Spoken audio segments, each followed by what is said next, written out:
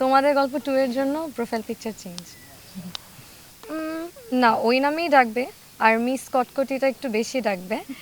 আর কিছু কিছু নতুন ক্যারেক্টারিস্টিক্স চালুর অ্যাড হবে। সো এটা যখন অন এয়ার হবে তখন আপনারা দেখবেন।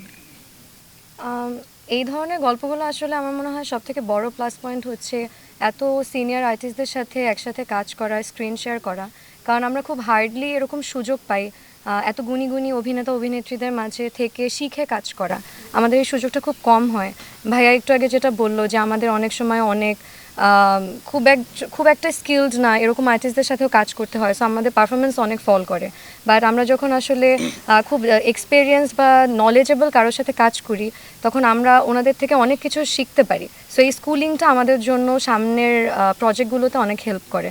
তাছাড়া it's an opportunity for every one, for every artist. So এটা তো অবশ্যই একটা ভালো দিক।